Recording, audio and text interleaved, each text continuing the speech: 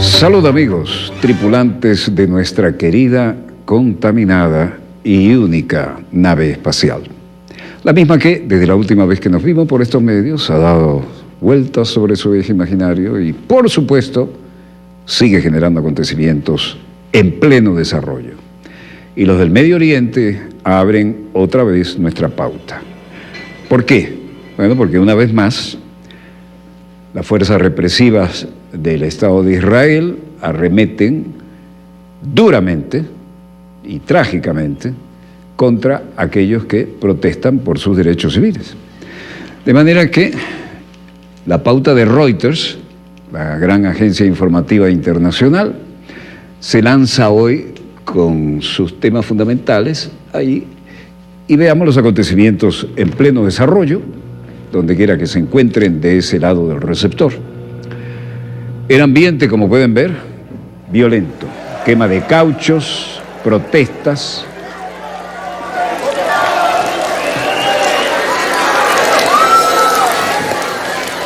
Y la represión policial israelí contra todos aquellos que son buenos para hacer mano de obra barata, pero después no les gusta, ¿no? Queman llantas, como hemos visto, maderas, protestas de los etíopes israelíes. Son judíos etíopes, pero dicen que los propios judíos de origen europeo los discriminan en su propia patria soñada.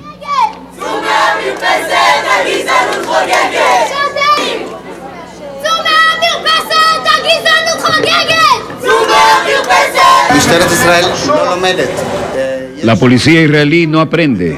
Hay criminales dentro del sistema policial y el liderazgo de la policía no puede condenar no solo los daños, sino también las muertes. Al principio fue Yehuda Biadga, hoy es el último. Hubo muchos casos de personas heridas por la policía israelí. Estamos aquí para detener esto, porque hablar no resuelve el problema, pero las personas en protesta aparentemente entonces sí escuchan. Hay gente solidaria, como pueden ver, que sí da un paso al frente dignamente. Protectores reunidos en la calle y Anga Koni del consenso. Esto honra a la juventud, ¿eh?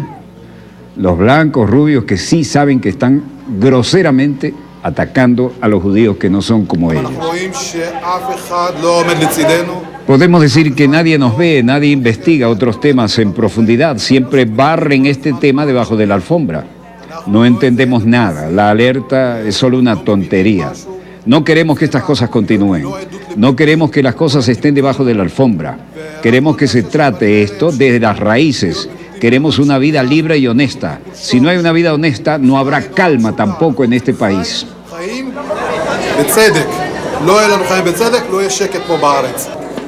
Y los trabajadores que vienen con la mano de obra barata también, ¿no? Trabajadores de la compañía funeral que mueven el cuerpo de Solomon Tekaj, 18 años, muerta en la ciudad norte de Haifa. Miembros de la familia que lo lloran. La hermana de Tekaj llorando, padre que se sienta frente al cuerpo de su hijo, varios con la madre de la víctima en el funeral, y esto se repite y se repite y se repite.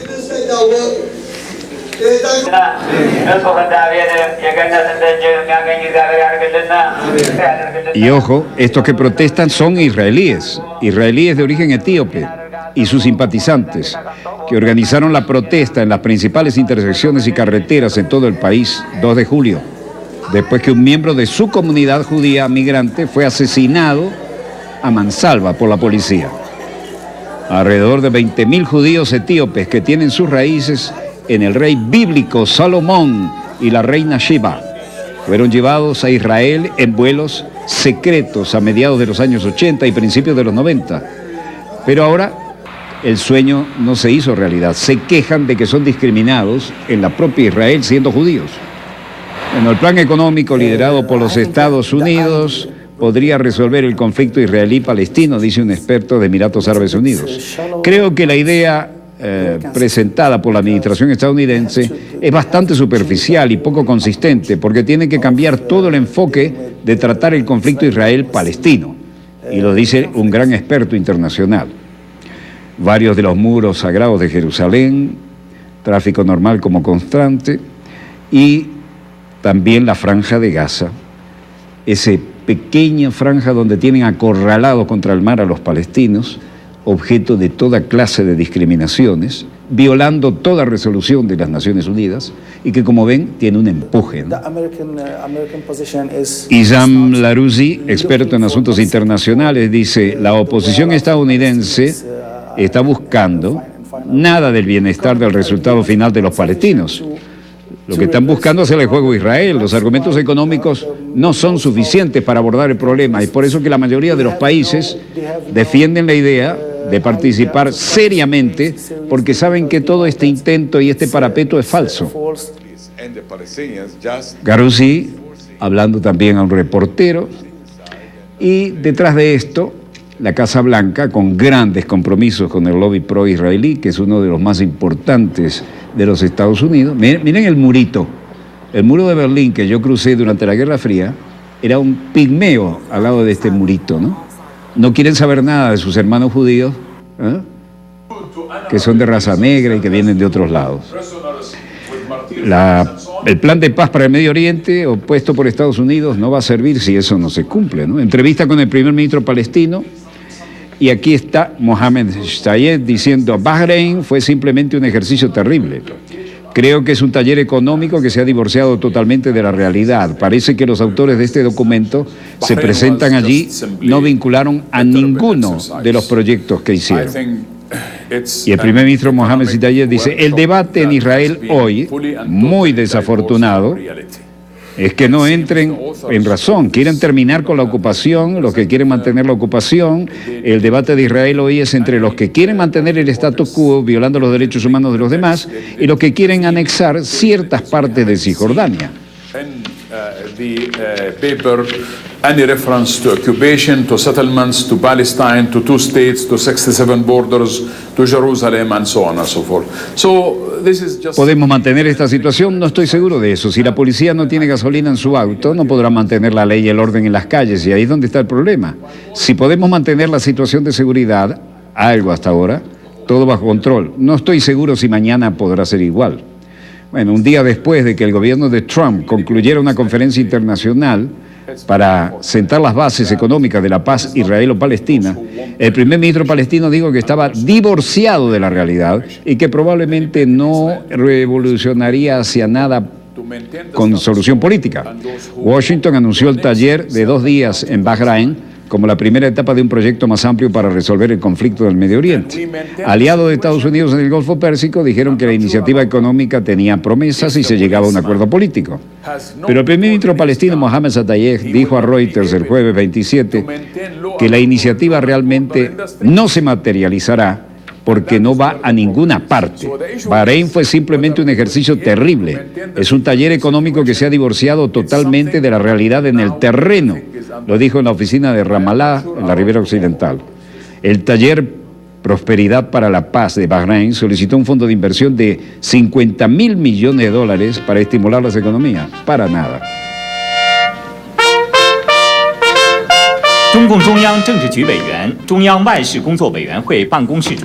Presidente chino Xi Jinping mantiene conversaciones con Erdogan en Beijing, recibido con la gran alfombra roja y el gran protocolo poco habitual.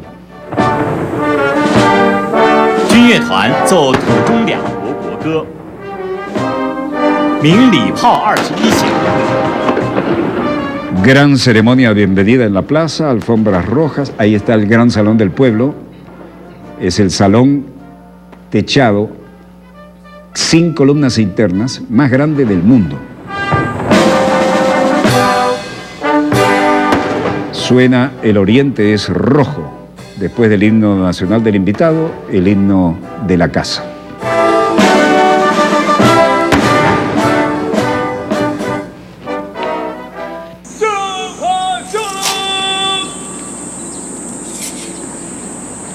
Observen esa parada. 埃尔多安在习近平陪同下检阅中国人民解放军仪仗队。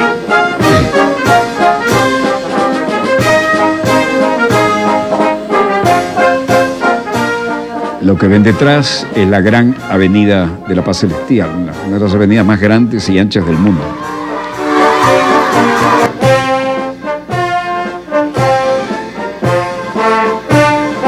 两国元首回到检阅台，观看仪仗队分列式。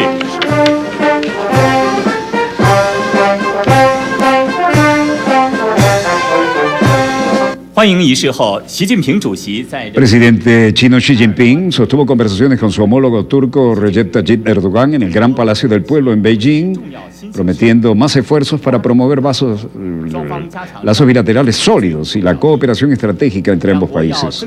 Xi dijo que es de gran importancia para China y Turquía, tanto como importante para los países de mercados emergentes.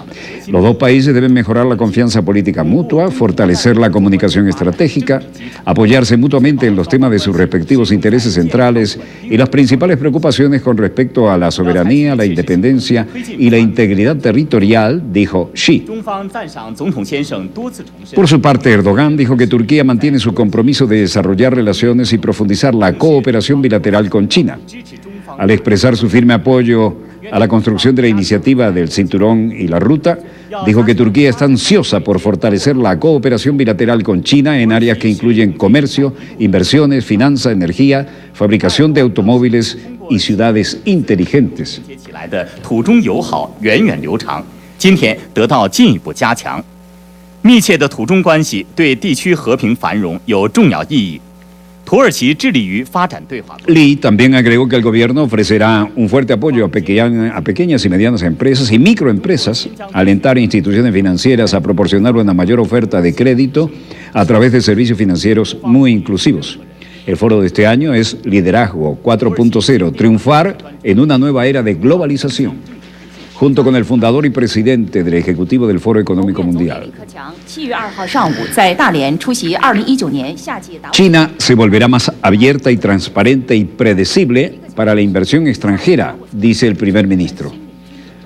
En ciudad de Dalian, provincia de Liaoning, al noreste de China. Li Keqiang saludando con la mano a los asistentes a la ceremonia de apertura de la reunión anual de nuevos campeones del Foro Económico Mundial 2019, en el foro de Davos de verano. Asistentes aplaudiendo, Li en su discurso muy importante. 再次表明愿与国际社会一道引导经济全球化朝正确方向发展。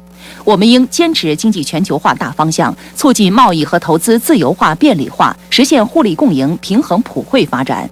尊重和维护以规则为基础、以世贸组织为核心的多边贸易体制的权威性和有效性。李克强表示，中国将坚定不移推动全方位对外开放。我们将深化制造业开放，深化金融等现代服务业开放。Siempre que podemos, dejamos sonido original para nuestra muy apreciada y amplia comunidad china en Venezuela. Bueno, China promoverá inquebrantable la apertura de todos los frentes, dijo Li. El país apoyará la inversión extranjera de industrias de manufactura avanzada con información electrónica, fabricación de equipos, medicamentos, nuevos materiales en las regiones central y occidental. Y agregó que dará a conocer políticas favorables con respecto al equipo importado para su uso propio e impuestos sobre la renta de las empresas y suministro de tierras. El primer ministro dijo que China eliminará los límites de la propiedad extranjera de corredurías, operando en futuros y aseguradoras de vida para 2020, un año del plan anterior, como parte de los esfuerzos para abrir más las industrias financieras y otras de servicios modernas. El acceso de los inversionistas extranjeros en telecomunicaciones, transporte, valor agregado en todo, también se enfrenta con menos restricciones ahora, dijo. También prometió implementar el compromiso de dar trato racional y nacional a las instituciones financiadas con fondos extranjeros en áreas de información crediticia, calificación crediticia y formas de pago. La apertura en dos direcciones del mercado de bonos de China también se ampliará, dijo. En la rueda de prensa importante, que son varias al día en la capital china, China se opone a la interferencia extranjera en los asuntos de Hong Kong. Geng Shuang dijo, el acto violento de asaltar el complejo del Consejo Legislativo en la región administrativa especial de Hong Kong y las instalaciones dañinas que tuvieron lugar lunes fue un acto ilegal, grave, que pisotea el Estado de Derecho de Hong Kong y socava el orden social. Condenarlo enérgicamente es poco y el gobierno central apoya resueltamente al gobierno y a la policía de la región administrativa especial de Hong Kong para hacer frente a la incidencia de acuerdo con la ley. Una vez más, le advertimos a ciertos países que se muestren con cautela, que no interfieran en los asuntos de Hong Kong de ninguna manera, que no apoyen a los delincuentes violentos en ningún lugar y que no envíen señales engañosas ni tomen acciones equivocadas. Si el violento asalto del Consejo Legislativo de Hong Kong sucedió, ¿qué pasaría si esto ocurriera en Estados Unidos o en Europa? ¿Qué harían para manejarlo? ¿Lo dejarían pasar? Todos hemos visto en la televisión cómo la policía estadounidense y la europea aplica la ley con violencia cuando hay mucho menos problemas que este. ¿Por qué hacen comentarios insultantes e irresponsables, abogando hipócritamente por el derecho a la protesta pacífica y pidiendo que se evite la violencia? En lugar de oponerse o condenarla, cuando ocurrió un incidente similar en Hong Kong, respondan a eso. Es una aplicación totalmente descarada del doble estándar, extremadamente hipócrita y fea. China está firmemente decidida a salvaguardar sus intereses nacionales de soberanía, seguridad y desarrollo, salvaguardar la prosperidad y la estabilidad de Hong Kong y oponerse resueltamente a cualquier interferencia extranjera.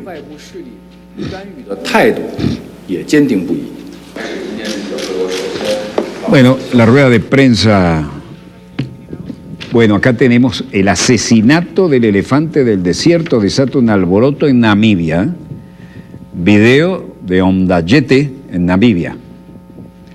Y esto es un tremendo elefante que era un símbolo de esta zona y donde todo el mundo lo consideraba su mascota.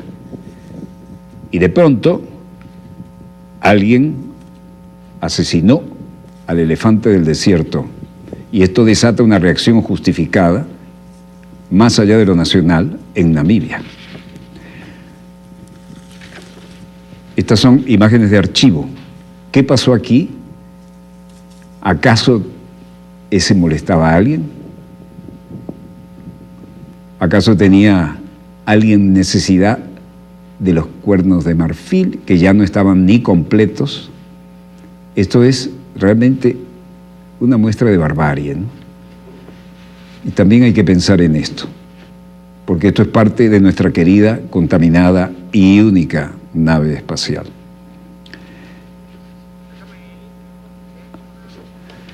Dicho esto, hay otros elementos. La OPEP y sus aliados acuerdan recortes en la producción de petróleo.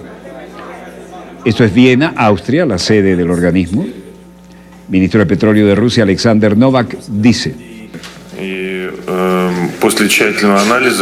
después de una deliberación difícil y un análisis, hemos llegado a una decisión unánime que debemos continuar nuestra cooperación y mantener los recortes de producción durante otros 9 meses hasta el 1 de marzo de 2020.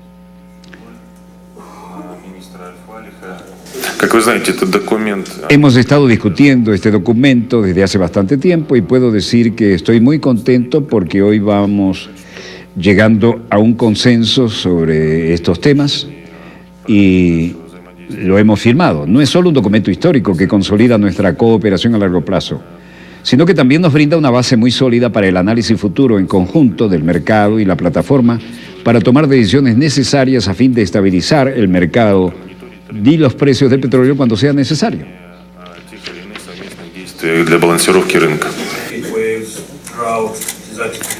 Luego, el presidente de la OPEP, ministro de Petróleo venezolano Manuel Quevedo. 9 meses, 9 años, 9 décadas y más, 9 siglos. Bueno, dice que la sociedad civil está cooperando. Y aquí está Mohamed Barkindo, dice, la sociedad civil está siendo engañada por una opinión al creer que petróleo es la fuente de estos graves impactos en el cambio climático. Es nuestra opinión que la mayor amenaza que se enfrenta a nuestra industria en el futuro, y no somos el mayor factor para la incidencia en el cambio climático. La OPEP y los aliados liderados por Rusia acordaron extender los recortes de la producción de petróleo hasta marzo del 2020 y buscando apuntalar el precio del crudo en el plano económico y hacer frente a la realidad. La OPEP dice que sus aliados extienden la reducción del suministro de petróleo en un intento por impulsar los precios. Y aquí estamos en la sede de los países exportadores de petróleo en Viena, ministro de Petróleo saudita Khalid Al-Falih. 100%, un inequívoco términos de compromiso por parte de todos los miembros. Los países van a cumplir con sus obligaciones. Sin dudas, tengo confianza hacia dónde va el mercado y veo que la demanda está aumentando fuertemente en la segunda mitad del año y veo que el cumplimiento ha mejorado en gran medida y considero que la duración del acuerdo de 9 meses lo suficiente a la larga para reducir los inventarios y equilibrar el mercado, por lo que soy muy positivo, muy optimista, creo que estamos en un lugar muy bueno. Gracias. Improving, and I see the length of this agreement as 9 months sufficiently long to bring inventories down and to balance the market. So I'm very positive, very optimistic, and I think we're in a very good place today. Thank you. Ministro de Petróleo de Irán, Bijan Zanganeh, llegando al ministro de Petróleo de Venezuela, Manuel Acevedo, jefe de la delegación de Nigeria, Olazán de Yemiazán, también llegando, y jefe de Sanaya, la Corporación Nacional de Petróleo de Sanaya, Mustafa Sanaya, ministro de Energía de Rusia, Alexander Novak, Quevedo de Venezuela, secretario general de la OPEP, Mohamed de la OPEP de Al-Falih, Arabia Saudita también, se sientan en la mesa. La historia es que la OPEP y sus aliados, liderados por Rusia, acordaron extender los recortes en la producción de petróleo hasta marzo de 2020. Eso fue martes 2 de julio, buscando apuntalar el precio del crudo a medida que la economía mundial se debilita y la producción de Estados Unidos se dispara. Alianza conocida como OPEC Plus ha estado reduciendo los suministros de petróleo desde 2017 para evitar que los precios se deslicen en medio de la creciente competencia de Estados Unidos, que ha superado a Rusia y Arabia Saudita para convertirse en el mayor productor del mundo. Toda una maniobra para quebrar también la competencia de la OPEP.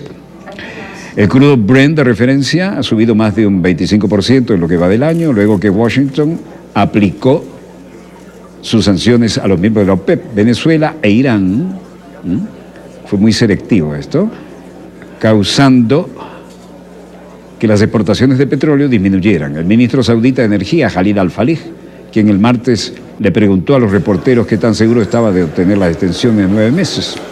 Los líderes de la Unión Europea acuerdan que el socialista español Josep Borrell lidere la diplomacia de la Unión Europea. Ministro español Josep Borrell, en imágenes de archivo. Esto fue en 8 de junio de 2018. En Barcelona, archivo de España también del 8 de octubre de 2017. Y en Bruselas también. Todo un raconto de dónde viene el hombre. Borrell y el canciller portugués Augusto Santos Silva, hablando con alto representante de la Unión Europea en Asuntos Exteriores, Federica Mogherini. Llegan al Palacio de la Moncloa para la primera reunión de gabinete, saliendo del coche, los medios saludos, ¿no? Luego también tenemos al hombre en Bruselas, en un archivo en Bélgica, asociado con asuntos extranjeros franceses, Jean-Yves Le Drian, ministro extranjero de Luxemburgo, Alexander Borrell. Es decir, todo un raconto de las últimas reuniones, pero el tema candente es que los líderes de la Unión Europea eligieron ministro de Relaciones Exteriores español, Josep Borrell, para que desempeñe como próximo máximo diplomático de la Unión Europea, y aquí seguramente ante el monarca. Exteriores, Unión Europea y Cooperación. La carta mejor. Sí, no. Para que hubiera un fin, que era convocar unas elecciones. Estamos en un momento de bloqueo donde nada parece que esté sucediendo.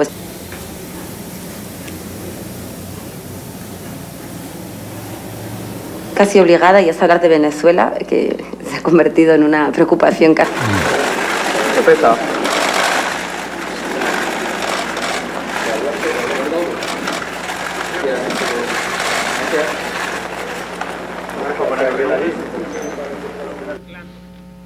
Como saben, la semana pasada tuvimos la oportunidad de visitar Europa, de visitar Italia, de visitar Austria, España, Portugal, y bueno, y hay informaciones que queremos destacar, como también otras informaciones sobre nuestra relación con los Estados Unidos. En primer lugar, bueno, saben ustedes que nuestra labor fundamental, nuestra tarea central de la visita a Italia fue intervenir en la 41ª sesión, 41ª sesión de la Asamblea de la Organización de las Naciones Unidas para la Agricultura y la Alimentación, la FAO. Allí tuvimos la oportunidad además de intervenir en la Asamblea en nombre del Gobierno Constitucional de la República Bolivariana de Venezuela, de felicitar a José Graciano da Silva, director saliente, por la labor que ha hecho. Han sido 8 años de acción que han colocado a la FAO en un nivel superior. Además, con todo el influjo de lo que fue el haber trabajado con los gobiernos del presidente Lula da Silva, Graciano tuvo la facultad de poder extender la política del hambre cero a Naciones Unidas, de poder generar políticas y cooperación técnica para la producción agrícola con las mejores prácticas, para poder garantizar la alimentación de los pueblos, programas específicos con los países, con las regiones, e incluso se creó un programa especial que muy honrosamente lleva el nombre de nuestro comandante Hugo Chávez para facilitar políticas de alimentación en el Caribe, en Centroamérica, a través de Petrocaribe. Con Venezuela en particular, la FAO aumentó su nivel de cooperación y además su presencia, gracias a la acción, a la gestión de José Graciano da Silva. Pero además tuvimos la oportunidad de felicitar al director ejecutivo entrante de la República Popular China, su viceministro, Dong Ku Dong-yu, con quien tuvimos una conversación muy amigable, muy clara, de cómo tenemos que profundizar nuestras relaciones. Hay algunas imágenes, ahí estamos con el señor Ku, donde tenemos que profundizar nuestra relación aún más con la FAO, mucho más ante el asedio del bloqueo, solo por ponerles un ejemplo. Y el ministro del Poder Popular para la Agricultura y Tierras bien lo sabe, los recursos para las semillas, los fertilizantes, para esta temporada de siembra que arrancó hace varias semanas en Venezuela, se quedaron secuestrados de manera ilegal en el banco portugués Novo Banco. Eso vamos a abordarlo un poco más adelante. Pero eso también lo denunciamos. Y en nuestro discurso en la Asamblea, hemos de decirlo así, también denunciamos. Que por cierto, quien dirigía la Asamblea, un alemán, delegado alemán, tuvo el mal gesto de pretender interrumpirnos porque habíamos mencionado a otro Estado miembro como responsable de algo. Y sí, lo mencionamos y se lo dijimos. El gobierno de los Estados Unidos de América es responsable de un bloqueo criminal que ha afectado la alimentación y la producción agrícola en Venezuela. Luego de su intento de interrupción le ratificamos. Nosotros vinimos a la FAO precisamente a hacer la denuncia contra las políticas unilaterales, las medidas coercitivas unilaterales, arbitrarias, ilegales de ese gobierno contra un pueblo. Y si no es en Naciones Unidas, ¿dónde es entonces?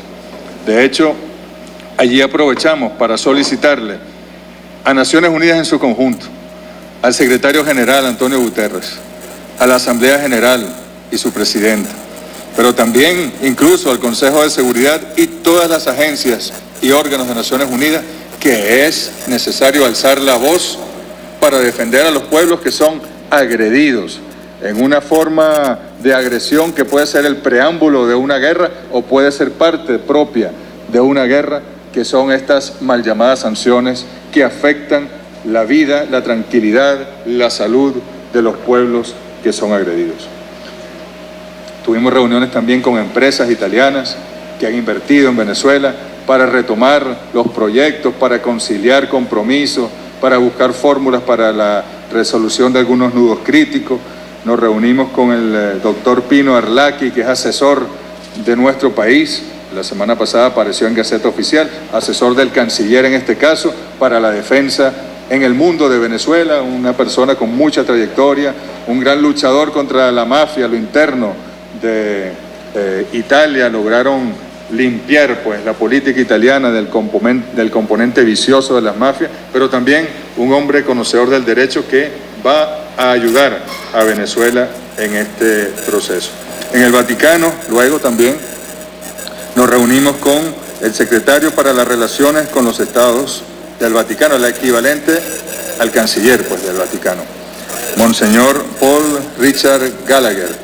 Una reunión también muy cordial, muy franca, donde el Vaticano expresó su apoyo a las conversaciones del método Oslo y bueno, allí dispuestos también a ayudar. Le ratificamos la invitación del presidente Maduro a su santidad, del Papa Francisco, para que se incorpore el Vaticano a cualquier iniciativa de facilitación, de diálogo entre las partes en Venezuela, porque nuestro camino es el diálogo, es la paz y nada lo va a perturbar.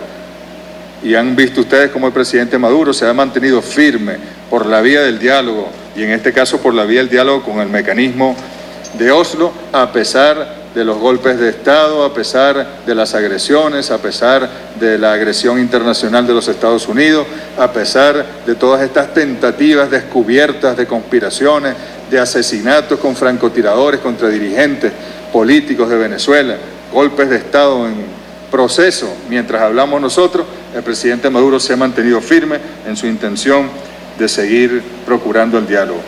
Negociaciones de buena fe, nos decía el secretario para las relaciones con los estados del Vaticano, Gallagher, por supuesto que así será. Estuvimos en España con el ministro de Exteriores de España, Josep Borrell, con quien allí en el Palacio de Santa Cruz pudimos compartir con él y su equipo una larga reunión, un poco más de una hora, con mucha franqueza y mucha sinceridad. No es propicio dar detalles de la reunión, pero sí decirles que España apoya el diálogo de Oslo decididamente y que lo hará en la Unión Europea, el Consejo de Europa, entre los ministros o los presidentes, dependiendo del nivel que se convoque. Ahí estará España apoyando el diálogo. Hablamos del Grupo Internacional de Contacto, que fue una iniciativa de la Unión Europea y algunos países de América Latina, y cómo también el Grupo Internacional de Contacto prefiere en este momento cederle el espacio a la negociación con el equipo de Noruega como mediador para no dispersar y no interrumpir este proceso. La alta representante para la política exterior de Europa, Federica Mogherini, nombró, como ustedes saben, a un hombre de mucha trayectoria, uruguayo, español, el doctor Enrique Iglesias, como su representante para estos temas de Venezuela, del diálogo, y esperamos recibir la visita de Enrique Iglesias la semana entrante en Venezuela para que se reúna con nosotros, con quien desee reunirse con el presidente Maduro y pueda también aportar desde la posición, desde el lugar que debe asumir Europa, que es el de la facilitación del diálogo. Siempre se lo decimos a los europeos cuando viajamos para allá.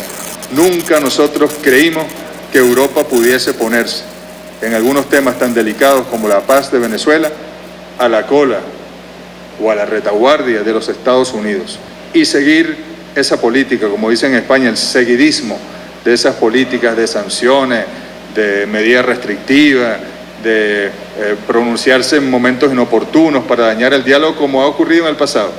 pero estamos viendo hacia adelante y creemos que esta reunión con el ministro Borrell, como también con el ministro de Portugal, que vamos a ver más adelante, son señales claras. Recuerden ustedes las medidas que tomaron estos gobiernos de desconocimiento del gobierno constitucional de Venezuela, pero pareciera que la realidad habla, la realpolitik habla, y estaba el canciller de la República Bolivariana de Venezuela, el canciller del presidente Nicolás Maduro, reunido con los ministros de Exteriores de España, de Portugal. Austria, estuvimos allí específicamente para un seminario muy, muy importante. Hemos de decir que fue una iniciativa de los gobiernos de la República de Cuba, de la República Islámica de Irán, de la República Bolivariana de Venezuela, en un hermoso lugar donde, por cierto, se negoció el tratado nuclear que hoy está violentando los Estados Unidos en su obsesión por desmeritar y por atacar el multilateralismo, y se retiró de este tratado. Pero recordamos mucho, incluso un viceministro de Irán que estaba en Viena precisamente para las reuniones de este grupo de países que son parte del tratado nuclear de Irán. Bueno, él intervino allí y recordó que en esa sala se habían hecho esas discusiones. Y luego fuimos a Portugal, última escala. Allí nos reunimos con el ministro de Asuntos Extranjeros, Augusto Santos Silva. Una reunión también llena de franqueza, de cordialidad, y recuerdo exactamente sus palabras. Portugal, su gobierno apoya 100% el mecanismo de Oslo, las negociaciones entre las partes en Venezuela y una solución democrática, pacífica para la coyuntura actual en Venezuela. También se refirió al grupo de contacto. Él ha sido el único canciller que ha participado en todas las reuniones que convocó el grupo de contacto internacional por parte de Europa sobre Enrique Iglesias, pero sí hubo una diferencia que marcó la conversación y la visita sobre los recursos del Estado venezolano retenidos en una entidad bancaria de Portugal que, como todos ustedes saben, se llama Novo Banco de Portugal. Allí, por un lado, expone el gobierno que son regulaciones internacionales, que es el Banco Central Europeo, pero cuando tuvimos contacto directo con el banco, con personas de la junta directiva del banco portugués, entonces exponen otra cosa. Como nuestro gobierno, dicen ellos, tomó una decisión política, entonces nosotros tenemos que revisar la propiedad de esos fondos y por eso quedan bloqueados hasta que la justicia portuguesa diga qué hacer con esos fondos. Eso es profundamente injusto y se lo dijimos a ambas partes, gobierno y banco. Eso es criminal porque son los venezolanos más pobres los que sufren, porque esos dineros están bloqueados allí en ese banco o en el Banco de Inglaterra, que hay otra cantidad, o en el Citibank, y alrededor de 5.000 millones de euros que están bloqueados en el mundo, que es mucho más en dólares o algo más en dólares. Y no solo eso, sino que al ver ya que el sistema financiero bloquea, cierra las oportunidades para poder comprar, pagar por comida, por alimentos o por lo que se necesite en el país, bueno, los recursos que genera nuestra industria petrolera no podemos utilizarlos en el sistema financiero internacional. Buscamos rutas alternas, tenemos aliados, pero todo resulta mucho más costoso. Los fletes que se cobran en Venezuela, las compañías navieras, los seguros de guerra que se cobran en Venezuela, los precios a los productos agrícolas y a la medicina que se le pone a Venezuela por los riesgos gracias a las medidas y al bloqueo que impone los Estados Unidos en el sistema internacional. Entonces Estados Unidos tiene la dictadura sobre el sistema financiero internacional y nosotros tenemos que denunciarlo. Y le dijimos a las partes en Portugal que iremos hasta las últimas consecuencias políticas, legales, hasta que esos recursos le sean devueltos al pueblo venezolano para cumplir con las obligaciones del Estado venezolano de garantizar los derechos sociales, el derecho a la vida, el derecho a la alimentación, la salud, los insumos para la producción, el trabajo productivo en Venezuela. De manera que, bueno, ahí es una diferencia fundamental, que la hemos hablado diplomáticamente, pero no quiere decir que el gobierno del presidente Nicolás Maduro va a ceder o va a bajar la guardia en este ámbito. Vamos a seguir no solo denunciando, sino actuando judicialmente en tribunales nacionales de esos países y en tribunales internacionales y otros entes u organismos de Naciones Unidas que permitan actuar en este sentido. Pero ese asunto, como decimos en criollo, peloteo, al final uno entiende claramente que es por la imposición de los Estados Unidos, del gobierno de Washington. Que uno diga que es el gobierno, que el otro diga que es el banco, uno entiende que son decisiones mayores, que escapan a sus capacidades y a su... Ojalá que haya una rectificación del gobierno de Portugal, del Banco Portugués, del sistema de justicia, del Estado de Portugal y de ese banco, y sería de gran ayuda para la relación bilateral y las relaciones con América Latina que se corrigieran ese tipo de acciones unilaterales arbitrarias. Quisiéramos también hablar de la normalización, el proceso de normalización con Alemania, con la República Federal de Alemania. Como ustedes saben, en mayo de este año, en marzo, el presidente Nicolás Maduro tomó una decisión que no es fácil, pero que correspondía, que era declarar persona non grata al embajador de Alemania en Venezuela, el señor Daniel Martin Kreiner, y tener que expulsarlo del país. Razones para ello sobraron en su momento, no vale la pena repetirlas, pero todas en violación a la Convención de Viena sobre Relaciones Diplomáticas, firmada en abril de 1961 en Austria. Y desde el momento en el cual se generó esa crisis diplomática, los propios alemanes plantearon que continuáramos en diálogo permanente, y así fue. Desde el primer día hemos estado en diálogo con el Ministerio de Relaciones Exteriores de Alemania.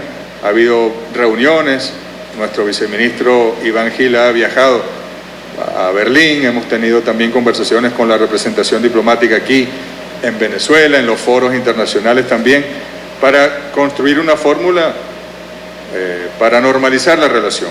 Y ayer dio sus frutos. Ayer hubo una reunión entre el viceministro para Europa de nuestro Ministerio de Relaciones Exteriores, Iván Gil, y la directora para América Latina y del Caribe del Ministerio Federal de Relaciones Exteriores de Alemania, Marianne Schweigart.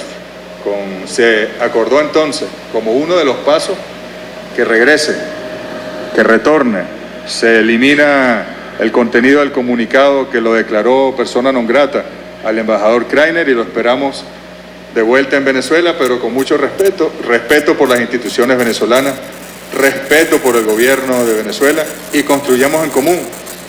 Ayer, por ejemplo, se habló de la necesidad de volver a plantear empresas alemanas en Venezuela, que podamos solventar algunos nudos críticos, por ejemplo Siemens, Lufthansa, o el tema muy importante desde el punto de vista cultural, espiritual, para Venezuela, para los pueblos indígenas, para el pueblo pemón venezolano, la abuela, la piedra cueca, que por razones que sería largo explicar, reposa esta piedra sagrada del pueblo pemón en un parque en Berlín y no en Mapaurí, en el estado Bolívar, en la gran sabana donde debe reposar con su pueblo y con el abuelo cueca que está allí. Vamos a retomar entonces muchos procesos con Alemania con respeto mutuo. Nosotros respetaremos al gobierno alemán, al pueblo alemán y a las decisiones que tomen, respetando la Convención de Viena sobre Relaciones Diplomáticas.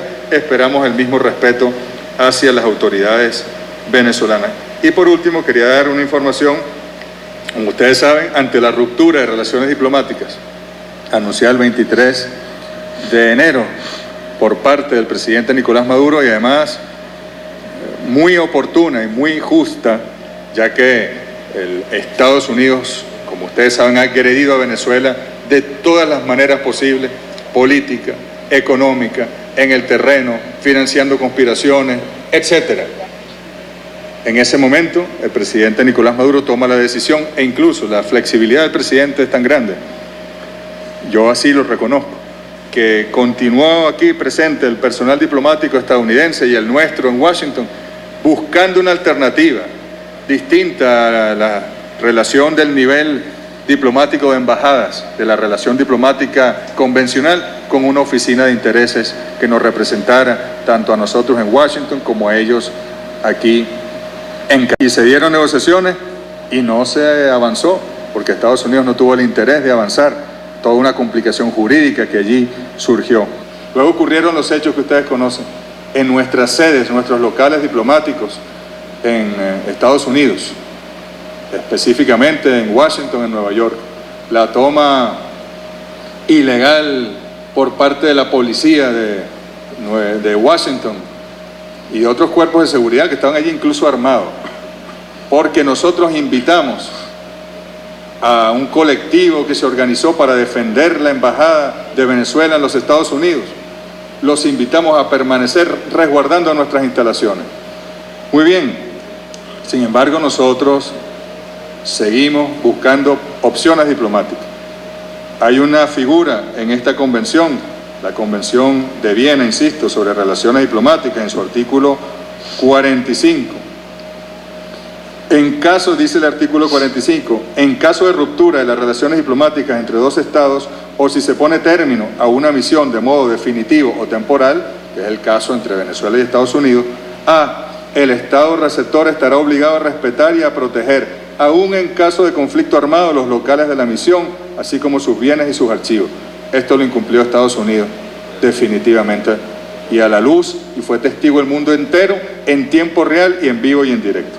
B. El Estado acreditante podrá confiar la custodia de los locales de la misión, así como de sus bienes y archivos, a un tercer Estado aceptable por el Estado receptor. Y C. El Estado acreditante podrá confiar la protección de sus intereses y de los intereses de sus nacionales a un tercer Estado aceptable para el Estado receptor. El Estado acreditante en Venezuela es el Estado receptor aquí y Estados Unidos sería el acreditante.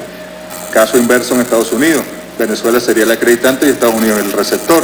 En ambos casos, de estos numerales B y C, hace falta el consentimiento del Estado receptor. Estados Unidos propuso que su protecting power, le dicen en inglés, su Estado protector de sus intereses, de sus edificios, de sus bienes, fuese la Confederación Helvética, Suiza. Y nosotros aceptamos verbalmente, no tendremos problema, le dijimos. Incluso el presidente Maduro recibió las credenciales como embajador de quien fuera encargado de negocios de Suiza en Venezuela hasta hace poco y hoy es embajador. Y luego le dijimos, nosotros tenemos nuestra propuesta de Estado protector de los intereses y de los edificios de Venezuela, que es Turquía.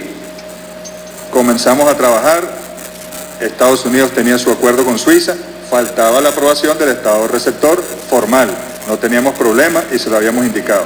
Y luego Turquía, aquí está el borrador de lo que íbamos a firmar con Turquía, draft entre Venezuela y Turquía, la nota verbal, los considerando los artículos para que Turquía fuese quien cuidara nuestros edificios, nuestros archivos y los intereses de nuestros connacionales en los Estados Unidos, para darle respuesta también a los venezolanos que viven en los Estados Unidos.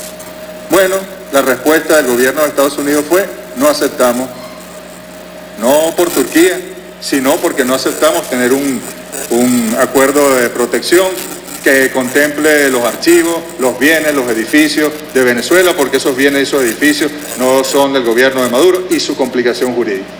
Es decir, Estados Unidos se niega y por eso los ciudadanos con doble nacionalidad o estadounidenses que vivan en Venezuela no tendrán protección de su gobierno aquí, ni los venezolanos tendrán protección de su gobierno en Estados Unidos, porque Estados Unidos se ha negado a cumplir con esta convención, que como muchos instrumentos del derecho internacional firman pero no cumplen. Ese artículo lo han violado por completo. El literal A, que era la protección de los bienes y los edificios en caso de ruptura, incluso durante un conflicto armado. El literal B, que era otorgarle a un tercer Estado con el consentimiento de las partes la responsabilidad del cuidado de los edificios. Y el literal C, que es los intereses de los connacionales. Lo incumplieron por completo, no podemos entonces firmar. Es una otra mala noticia para la diplomacia de los Estados Unidos. Se niegan a la diplomacia este acuerdo de Estado protector. Esos son los elementos fundamentales que queríamos compartir con ustedes. y nosotros esperamos que se entienda y que vayan procesando los medios de comunicación como la realidad va hablando, insisto. Vean ustedes con quién nos reunimos en Europa, quién nos recibió en Europa, qué decisiones han tomado esos gobiernos previamente. Pareciera que la realpolitik, la realidad habla, y bueno, vamos a transitar el camino del diálogo, el camino de la diplomacia, ese esfuerzo que se ha hecho con Alemania, hay que reconocerlo a ambos gobiernos. Yo le hago el reconocimiento a mis equipos y a la voluntad del presidente Maduro por recomponer la relación con Alemania, y esperamos pues que todos los estados acreditantes, ya que usamos el lenguaje de la Convención de Viena, que están presentes, acreditados ante el gobierno venezolano, respeten esta Constitución, respeten las leyes venezolanas, que Venezuela siempre respetará la ley de los estados donde está acreditada. Escuchan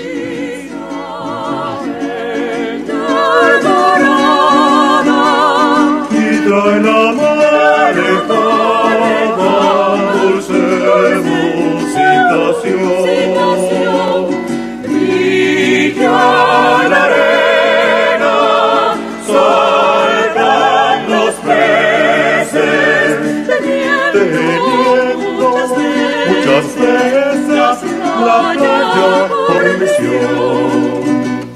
Sobra la brisa en la alborada y trae la marejada dulce musitación. Brilla la arena, saltan los peces, teniendo muchas veces la playa por misión. Los pájaros marinos forman tropa voladora sobre la mar, huyen los peces de tu aletear. Y en tanto una barquilla que muy cabe sobre el agua trae la red, recogen tus peroles que al fin terminan de pescar. Los pájaros marinos forman tropa voladora sobre la mar, huyen los peces de tu aletear. Y en tanto una barquilla que muy cabe sobre el agua trae la red, recogen tus peroles que al fin terminan de pescar.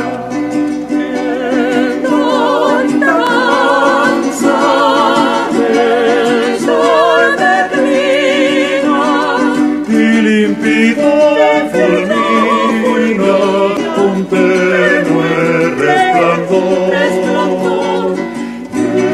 Detrás del cerro surge la luna, brindando de fortuna a un padre trovador.